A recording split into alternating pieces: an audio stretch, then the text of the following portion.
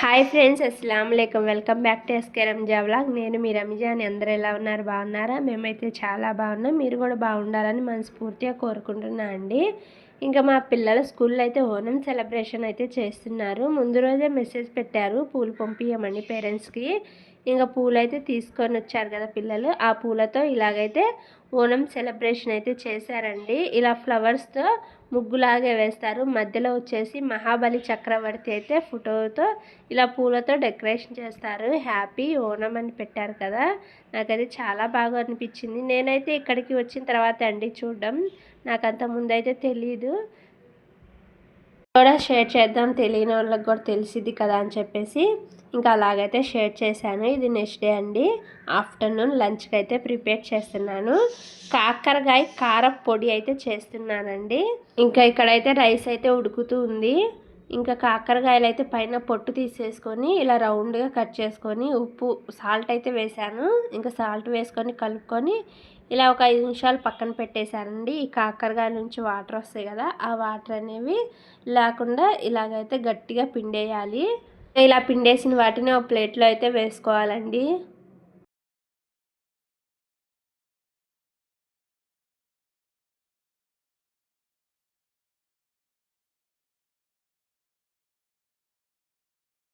ఇంకా విత్తనాలు అనేవి మీ ఇష్టం ఉంటే వేసుకోండి, లేకపోతే లేదు. నేనైతే వేయడం లేదు.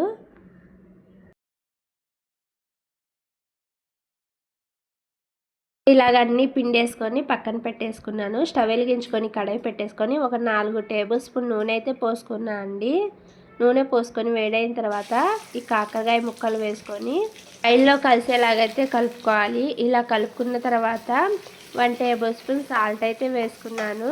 1/2 టేబుల్ స్పూన్ పసుపు వేసుకొని కాకరకాయ ముక్కల్లో కలిసేలా కలుపుకొని ఫ్లేమ్ని అడ్జస్ట్ చేసుకుంటూ కాకరకాయలను అయితే ఫ్రై చేసుకోవాలండి.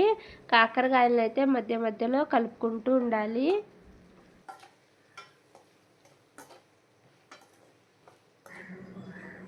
ఇలాగా కాకరకాయలు అయితే క్రిస్పీగా అయ్యేంత వరకు ఫ్రై చేసుకొని ఒక ప్లేట్లోకి అయితే తీసేసుకోవాలండి.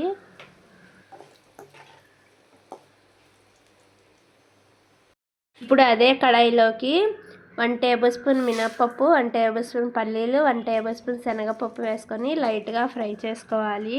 ఇవి లైట్గా ఫ్రై అయిపోయిన తర్వాత ఇందులోకి 1 టేబుల్ స్పూన్ జీలకర్ర, 1 టేబుల్ స్పూన్ ధనియాలు అయితే వేసుకొని ఫ్రై చేసుకోవాలి.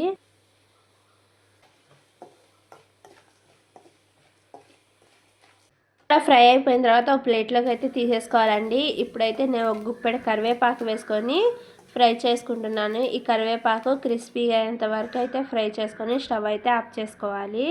ఇప్పుడు ఇవన్నీ పూర్తిగా చల్లారిపోయిన తర్వాత వేయించుకున్న ఈ మినప్పప్పు అవి ఉన్నాయి కదా, ఆ మిశ్రమాన్ని వేసుకోవాలి ఇందులోకి.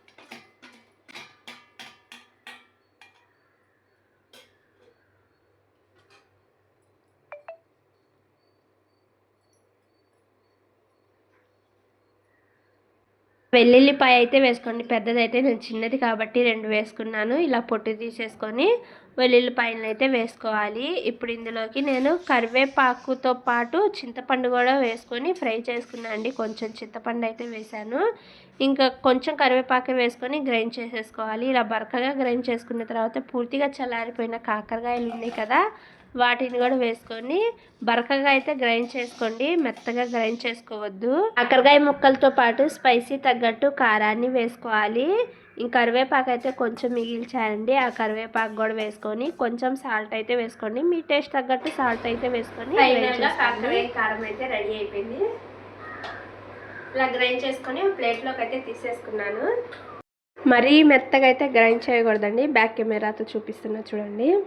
మరీ మెత్తగా అయితే ఉండకూడదు. అక్కడక్కడ కాకరకాయ ముక్కలు అయితే తగలాలి. ఇవ్వండి ఇలా. ఈ కాకరకాయ కారం వచ్చేసి ఒక నెల పాటు నిలువ అయితే ఉంటుంది. నెల కూడా ఉండదండి మేము తింటే. మా పిల్లలకి ఇలా కారపొడి లాగా ఏదైనా చేసి ఇవ్వండి, చాలా ఇష్టంగా అయితే తింటారు. ఇదైతే కొంచెం చల్లారిన తర్వాత ఒక డబ్బాలోకి అయితే తీసేసుకుంటాను. నాకైతే ఫుల్ జలుబు అయితే చేసింది. ఇంకా స్పైసీగా తినాలనిపించింది కదా, నేను వచ్చేసి పచ్చిమిర్చి టమాటా పచ్చడి అయితే చేశాను. స్పైసీగా తిన్నాను. ఈరోజు అయితే కారంగా ఏదో ఒకటి చేద్దామని కాకరకాయలు అయితే ఉన్నాయి. సరే కాకరకాయ కారం చేద్దాం, స్పైసీగా బాగుంటుంది కదా అని చెప్పేసి కాకరకాయ కారం అయితే చేశాను. ఇంకా అది వచ్చేసి కొంచెం చల్లారిన తర్వాత ఒక డబ్బాకి అయితే తీసేస్తాను. టేస్ట్ అయితే చాలా బాగుంటుందండి, ఒక నెల పాటు అయితే నిలువ ఉంటుంది. ఇంకా వాటి కాంబినేషన్ ముద్దపప్పు అయితే చేశాను. ఆఫ్టర్నూన్ లంచ్ వచ్చేసి ముద్దపప్పు, రైస్, కాకరకాయ కారం అయితే చేశాను. ఇవ్వండి మా లంచ్ స్పెషల్ వచ్చేసి. ఇంకా నాతో పాటు మా చిన్న బాబుకి కూడా ఫుల్ కోల్డ్ అయితే చేసింది. ఇంకా వీళ్ళకైతే 3 days స్కూల్ అయితే లేదండి, పిల్లలు కూడా ఇంట్లోనే ఉన్నారు. ఇంకా ఇంట్లో ఉండడం ఏమో కానీ నాకు హెల్త్ బాగోలేదు, మా చిన్న బాబుకి హెల్త్ బాగోలేదు. ఇంకా తనకు కూడా ఫుల్ జలుబు అయితే చేసింది. క్లైమేట్ చేంజ్ అవుతూ ఉంది కదా, అందుకని చెప్పేసి జలుబులు అయితే స్టార్ట్ అయ్యాయి. ఇంకా వాటితో పాటు జ్వరాలు కూడా వస్తుంటాయి కదా. సెప్టెంబర్ స్టార్ట్ అయిందంటే నాకు స్టార్ట్ అవుద్దండి, ఏదో ఒక రోజు ఖచ్చితంగా జ్వరం అయితే వచ్చింది. అది ఎందుకనేది నెక్స్ట్ వీడియోలో చెప్తాను. పిల్లలకైతే 3 days స్కూల్ లేదు, ఎందుకంటే నిన్న ఓనం, ఈరోజు వచ్చేసి టీచర్స్ డే ఉంది. 4 to 12 దాకా అయితే స్కూల్ ఉంది. 1 to LKG నుంచి 3 దాకా స్కూల్ అయితే లేదు. చూడండి క్యా కర్తే సఫీ, జ్వరం వచ్చిందంట, తనకి జ్వరం వచ్చిందంట. చూడండి ఎట్లా యాక్టింగ్ చేస్తున్నాడు. బొకారాయా నీరసంగా ఉన్నారు. మేమిద్దరం అయితే చాలా నీరసంగా ఉన్నాం. మా హస్బెండ్ అయితే బయట నుంచి తీసుకొస్తా అన్నారు లంచ్, నేను ఇంట్లోనే చేస్తా, బయట నుంచి వద్దని చెప్పేసి ఓపిక తెచ్చుకొని టాబ్లెట్లు అయితే మార్నింగే టిఫిన్ బయట నుంచి తీసుకొని వచ్చారు. మార్నింగ్ టిఫిన్ బాగుంటుంది కానీ లంచ్ అసలు బాగుండదు. రైస్ కొంచెం లావుగా ఉంటుంది, రైస్ కర్రీస్ కూడా అంతగా నచ్చవండి. సాంబార్ ఒక్కటే నచ్చింది, వద్దులే ఎందుకు లేనిపోయింది, నేను ఇంట్లోనే పప్పు చేస్తాను, కాకరకాయలు ఉన్నాయి కదా కారం చేసుకుంటాలే, వద్దని చెప్తే సరేలే అన్నారు. మార్నింగ్ టిఫిన్ వచ్చేసి వడ అయితే తీసుకొని వచ్చారు. ఇంకా అదైతే మేము ముగ్గురం తిన్నాము. మా హస్బెండ్ అయితే బయట తింటా అన్నారు, తిన్నారో లేదు కూడా తెలియదు. తనైతే తినరండి, టైం అయితే ఉండదు తనకి. ఈవినింగ్ వచ్చేసి పిల్లల్ని అయితే చదివిపిస్తూ ఉన్నాను. ఇంకా సినోనిమ్స్ యాంటోనిమ్స్ ఉంటే చదువుతున్నారు. అప్పుడైతే గుర్తొచ్చింది, మార్నింగ్ టిఫిన్ ఏం నానబెట్టలేదు కదా అని చెప్పేసి రాగి ఇడ్లీ అయితే నానబెడుతున్నాను. నేను రాగి ఇడ్లీ ఎట్లా చేస్తాననేది మీతో అయితే షేర్ చేస్తాను, చూసేయండి.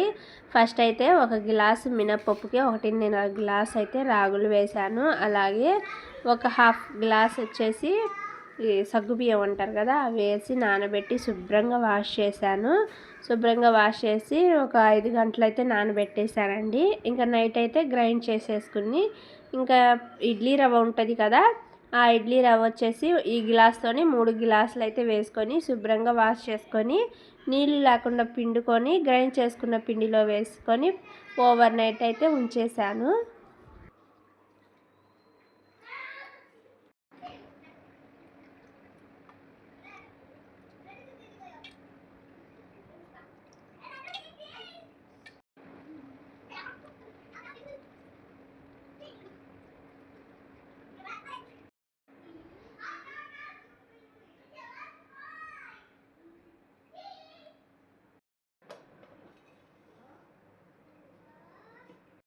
నెక్స్ట్ డే మార్నింగ్ అయితే చూపిస్తున్నాను చూడండి. బాగా పొంగి ఇడ్లీలు అనేవి సాఫ్ట్గా వస్తాయి. చూడండి పిండి అనేది ఎంత బాగా పొంగిందో. ఇప్పుడు ఇందులోకి టేస్ట్ తగ్గట్టు సాల్ట్ వేసుకొని, కొన్ని వాటర్ కావాలంటే వేసుకోండి. ఇలా బాగా సాల్ట్ కలిసేలా కలుపుకొని ఇడ్లీ ప్లేట్లోకి అయితే వేసుకోవాలి. మీరు ఆయిల్ అప్లై చేసుకోవాలనుకుంటే ఆయిల్ అయితే అప్లై చేసుకోండి. ఇంకా ఇలా ఇడ్లీ ప్లేట్లో వేసుకొని స్టవ్ మీద పెట్టేసుకొని ఉడికించుకోవాలండి. ఇడ్లీలు అయితే సాఫ్ట్గా టేస్టీగా ఉన్నాయండి. హెల్దీ రెసిపీ కదా. ఇడ్లీ రవ్వ వద్దు అనుకుంటే 2 గ్లాసులు ఇడ్లీ రైస్ ఉంటుందండి, అవి అయితే వేసుకొని నానబెట్టేసుకొని గ్రైండ్ చేసుకోండి. వీడియో అయితే చూస్తున్నారు కానీ లైక్ అయితే చేయట్లేదు. మీరు లైక్ చేయడం వల్ల నా వీడియోస్ ఇంకొంతమందికి అయితే రీచ్ అవుతాయి, సపోర్ట్ చేసినట్టుగా ఉంటుంది. వీడియో నచ్చితే లైక్ చేయండి, షేర్ చేయండి, సబ్స్క్రైబ్ చేసుకొని సపోర్ట్ చేయండి. Thank you.